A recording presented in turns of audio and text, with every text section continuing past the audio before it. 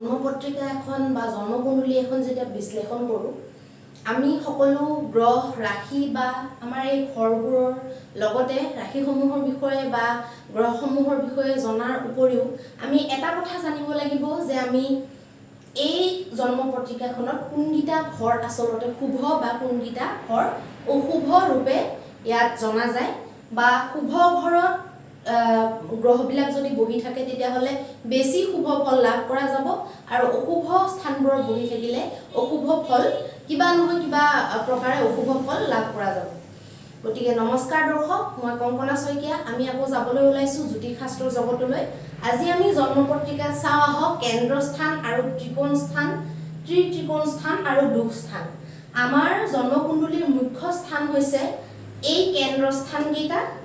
এই কেন্দ্ৰস্থান 1 number, 4 number, 7 number আৰু 10 number.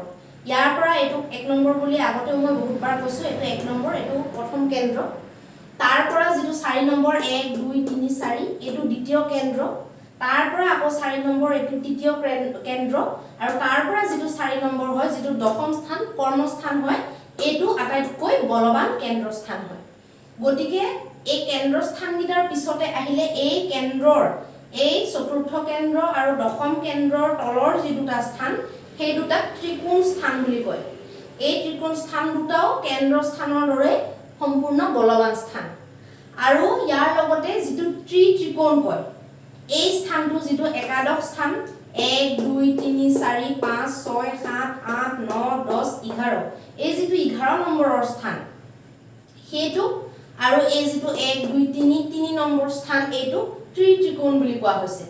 ত্ৰিকোণ বুলি কোৱা হৈছে, বৰ ভালো নহয়, বৰ মানে বেছি বেয়াও নহয় আৰু বৰ্তমান যুগত এইটো স্থানৰ এইটো একাদশটো যিহেতু লাভ স্থান, বৰ্তমান যুগত ইয়াৰ প্ৰাধান্য বাঢ়ি গৈছে, কিন্তু আগতে আদিম যুগত এই লাভ স্থানৰ আচলতে ইমান এটা প্ৰাধান্য নাছিল। লাভ পইচা বা ফাইনেন্সক ইমান গুৰুত্ব দিয়া নাছিল, সেইকাৰণে এইটো স্থানৰ মহত্ব এতিয়াহে বেছি দেখা যায়।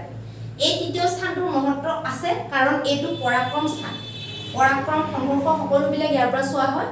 পৰাক্ৰম জীৱনত নাথাকিলে মানুহে একো কৰিব নোৱাৰে, গতিকে এইটো বৰ মহত্বপূৰ্ণ স্থান বুলি মই ভাবোঁ। আৰু লগতে এই স্থানটো আৰু এই স্থানটো এইটো হৈছে 1 2 3 4 5 6 7 8 8 নম্বৰ স্থানটো দুখ স্থান বুলিও কয়, মাৰক স্থান বুলিও কয়।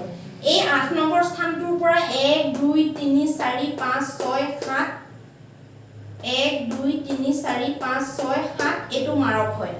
এইটোকো এটা মানে সামান্য মাৰক বুলি ধৰা হয়। আৰু লগতে এই 8 নম্বৰ স্থানটোৰ পৰা এইটোৰ পৰা এইটোলৈ 7 নম্বৰ হয়, এইটো ঘৰলৈ 8 নম্বৰ হয়, সেইকাৰণে ইয়াকো কিছু পৰিমাণে সামান্য মাৰক হিচাপে ধৰা হয়। আৰু এই যিটো মাৰক স্থান বা দুখ স্থান, যিটো এইটো মৃত্যুৰ স্থান, আয়ুস স্থানো হয়, এই স্থানটোৰ পৰা 1 2 3 4 5 6 7 8 9 10 11 12 এই যিটো 7 নম্বৰ স্থান এই ঘৰটোৰ পৰা 12 নম্বৰত হোৱাৰ কাৰণে ইয়াকো কিছু পৰিমাণে মাৰক বুলি ধৰা হৈছে। মাৰক মানে ইয়াত এইটো বিবাহ স্থান হয়, পাৰ্টনাৰশ্বিপৰ স্থান হয়, মেইনলি বিবাহ স্থান হয়, কিন্তু বিবাহৰ পৰাই মানুহৰ জীৱনটো, বিবাহখন যদি ভাল হয় মানুহৰ জীৱনটো বহুত ভাল হ'ব পাৰে আৰু বৈবাহিক জীৱন বেয়া হোৱাৰ লগে লগে মানুহ এজন অধঃপতন গুচি যাব পাৰে আৰু জোখতকৈ বেছি যেতিয়া মানুহ ভোগ বিলাসত মানে মতি হৈ যায় তেতিয়াহ'লে আমাৰ জীৱনত আচলতে অশুভতা নামি আহে। সেইকাৰণে এই বিবাহ স্থানটোকো কিছু পৰিমাণে মাৰক বুলি ধৰা হৈছে বা বেয়া বুলি ধৰা হৈছে। এতিয়া আমি মাৰক স্থান বা দুখ স্থান আমি কেইটা পালোঁ? এইটো এটা দুখ স্থান, এইটো এটা দুখ স্থান, এইটো এটা দুখ স্থান, তিনিটা দুখ স্থান। ষষ্ঠ স্থান 1 2 3 4 5 6 এইটো 6 নম্বৰৰ ঘৰটো আচলতে ৰোগ ৰিপু আৰু ঋণৰ ঘৰ। ৰোগৰ ঘৰ যিটো হয় সেইটো অবভিয়াছলি বেয়া হ'ব। আৰু তাৰপিছত এই 8 নম্বৰটো মই ক'লোৱেই, এইটো মৃত্যু আয়ু গোটেইবিলাক বিচাৰ কৰা হয়, গুপ্ত ৰোগৰ বিচাৰ কৰা হয়, গতিকে এইটোকো মাৰক বা দুখ স্থান বুলি কোৱা হয়। আৰু এইটো ইয়াৰ পৰা বন্ধন হানি শয্যাসুখ আদি বিচাৰ কৰা হয়, গতিকে এইটোকো ব্যয়ৰ বিচাৰ কৰা হয়, যিহেতু যিকোনো বস্তু ব্যয় জীৱনত কেনেকুৱা কি ব্যয় হ'ব সেইটো এইটো স্থানৰ পৰা চোৱা হয়। যেতিয়া ব্যয় হৈ যায় মানে আমাৰ পৰা কিবা এটা বস্তু আঁতৰ হয় সেইটো আচলতে বেয়া বুলি ধৰা হয় আৰু সেইকাৰণে এইটোকো দুখ স্থান বুলি ধৰা হৈছে। গতিকে মেইন হৈছে কুণ্ডলীখনৰ বা জন্মপত্ৰিকাখনৰ বলৱান স্থান হৈছে এই কেন্দ্ৰ স্থান কেইটা আৰু এই তাৰপিছতে ত্ৰিকোণ স্থান কেইটা। গতিকে এই কেন্দ্ৰ আৰু ত্ৰিকোণত যদি পাপগ্ৰহো যদি আহি বহে তেতিয়াহ'লে পাপগ্ৰহে নিজৰ পাপ প্ৰভাৱটো কিছু পৰিমাণে ত্যাগ কৰে বুলি মনীষীসকলে কৈ গৈছে। গতিকে আমি আজি জানিলো জন্ম পত্ৰিকাৰ শুভ আৰু অশুভ স্থানসমূহ। গতিকে ইয়াৰ ওপৰত আৰু বিশদ আলোচনা হ'ব যেতিয়া আমি গ্ৰহবিলাকৰ বিষয়ে বুজাম। এটা এটাকৈ গ্ৰহ যেতিয়া আমি এই ঘৰটোত বহুৱাই দেখুৱাম ভৱিষ্যতে, তেতিয়া আমি ইয়াৰ বিষয়ে আকৌ বিশদভাৱে আলোচনা কৰিম।